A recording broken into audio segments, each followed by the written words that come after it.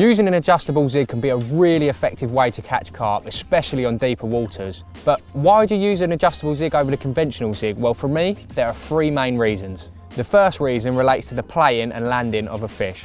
Let's say, for instance, you're fishing a water that has depths in excess of 20 foot.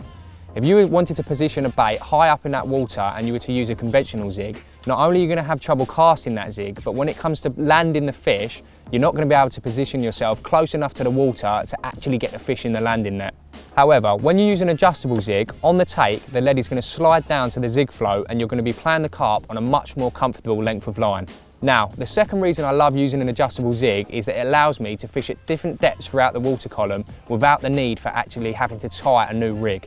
Simply by paying off some line or retrieving more line on my reel, I'm able to increase the depth or lower the depth very easily. And the final reason why I love using an adjustable zig over the conventional zig is that it allows me to easily position my hook bait inches below the surface without the need to actually plumb the depth of my swim using a marker float. So what I do is cast out and I slowly let my zig float to the top of the water column. I'll then place my rod and reel on the rest and slowly start to retrieve line on my reel by turning the spool. I then keep a really careful eye on the top of the coloured band on the adjustable zig float.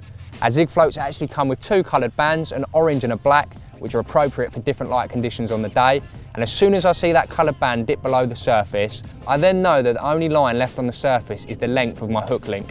By using a 4-foot zig section, I believe it creates enough separation between the zig float and hook bait as to not spook the fish. And it also means that I'm able to play fish comfortably and makes casting easier as well. By then turning the spool on my reel, I'm able to measure myself, retrieving line in foot intervals.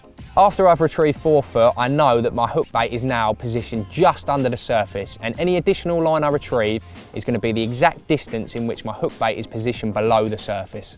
This means that I can be super accurate with the placement of my hook bait, which at certain times of the year can make all the difference. Now I'm going to walk you through exactly how I set it up. Now let's start with the rig end section first.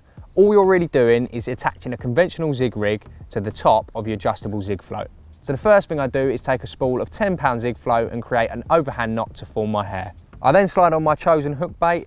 My number one choice is usually a piece of black foam, but you can use a variety of things such as another colour of foam or a trimmed down pop-up. After sliding on my hook bait, I then take my spool of zig float and measure around 5 foot using my tackle box.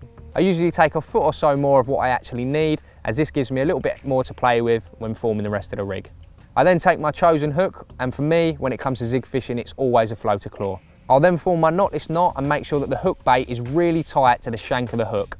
Due to the slightly inturned eye on a floater claw, you can often find that the gape of the hook is actually reduced. So to combat this, I always slide a piece of zig aligner tube over the eye, which increases the gape and improves hooking potential.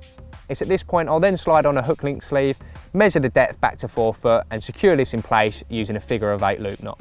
And that's exactly how you tie the zig section, and I'll now talk you through exactly how to set up the zig float. What I do is, taking the line from the tip eye of my rod, is slide the chunky metal O-ring supplied in our adjustable zig floats. I'll then slide the line through the thin end of the zig float, making sure it's passed all the way through the middle of the body, and then tie on a quick chain swivel. I'll then pull the quick chain swivel into the top of the zig float to secure it in place. All you have to do then is attach a lead to the chunky O-ring of the float section, followed by clipping on your rig, sliding the hook link sleeve over the quick chain swivel, and you're good to go. Adjustable zig rigs by themselves can be quite prone to tangles. However, there is a little trick you can use to help eradicate this. In order to prevent my hook bait from wrapping around the zig float, I take a piece of PVA tape and tie it around the top of the zig float section itself. After securing the PVA tape in place with a couple of overhand granny knots, I then simply take the hook and nick it through both of the tag ends. I then know that when I cast that out, there is no way that that hook is able to travel up past the zig float and wrap around anything it shouldn't be. So that's how I tie and set up an adjustable zig rig. It's caught me loads of carp over the years when perhaps other methods wouldn't, and they're always going to be a tool in my armoury.